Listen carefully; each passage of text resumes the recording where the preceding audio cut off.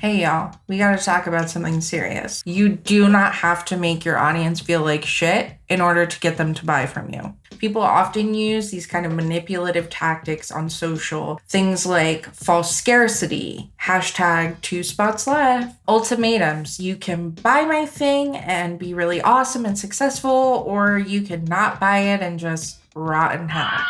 And even things like intimidation, coercing people into buying something. But the era of bro marketing is over. You no longer have to make people feel like shit to buy your thing. You can sell your stuff just by showing people how awesome you are and how valuable that thing is that you're selling. If you're new to me or my channel, hello, I am Sarah Jane, your friendly neighborhood copywriter and content strategist.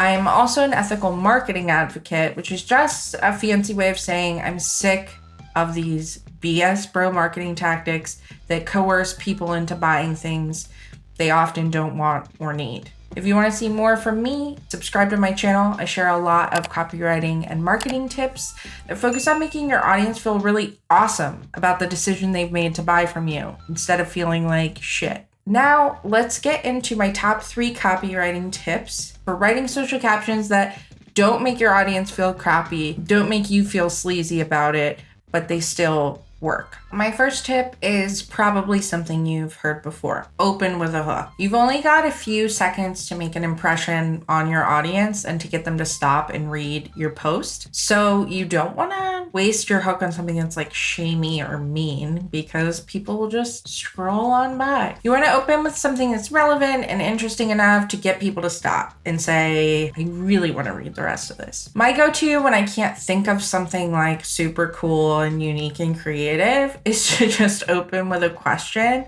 a quote, or a short statement that says something that people will have opinions about. For example, something that people say a lot is, I write copy that converts or content that converts. I think that this is just overblown. So I might open a post with a statement that says, content that converts isn't enough. That's something that's not like super controversial, like we're all gonna bite each other's heads off, but interesting and controversial enough that someone might stop and say, what? I gotta read the rest of that. If you're not a particularly controversial person or not someone that kind of bucks the system, you could just ask a question. My second tip is to show, don't tell. So this is a basic writing skill that's really going to help you when you write social captions or really any kind of content, sales pages, emails. And this is actually a skill that I teach my college freshmen who are in their beginning writing course in college. Basically, when you tell someone something, they take it at face value. But when you show them, they're able to see themselves in whatever you're talking about. So here's an example. I can tell you as a copywriter that writing your sales page copy is frustrating. And that might be something that you identify with if you've tried to write sales page copy before. But instead, I could describe what it feels like when you sit down to write your sales page. You end up writing the same headline over and over again, just tweaking a word here and there until you're ready to just throw your laptop across the wall. Which one of those is more effective? While a lot of people can agree with the fact that writing a sales page is frustrating, they're more likely to connect with the specific feelings that surround that thing. So when you're writing your captions, think about how you can show someone something rather than just telling them. So instead of telling them that your program is transformational, how can you show that transformation? How can you get them to step into their own feelings to understand why this thing is true? My third tip is to bring your audience into the conversation. This is something a lot of people forget to do when they're writing social captions, and social media is still social.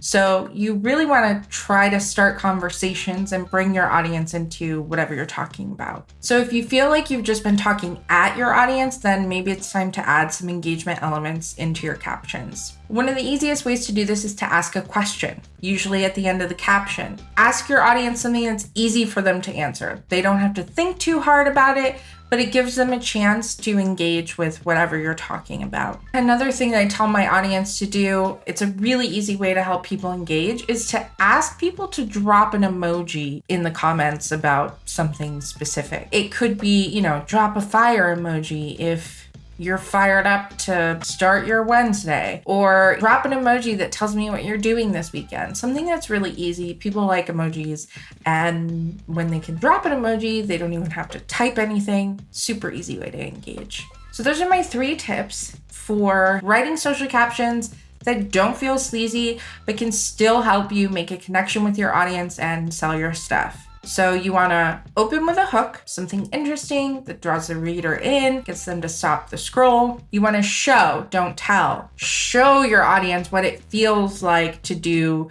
something or experience something, rather than just telling them, take it at face value. And the third one is to invite your audience into the conversation, ask an engaging question, tell them to drop an emoji.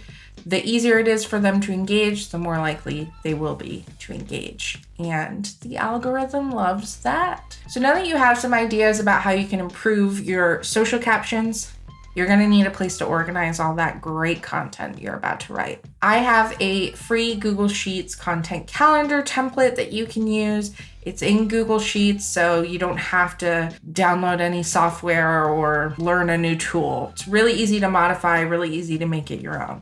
You can download that customizable content calendar for free $99 at the link in my description. So if you need an easy way to organize your content, check it out.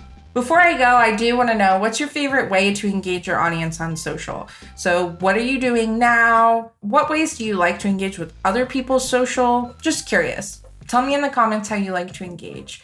And let me know, were these tips helpful?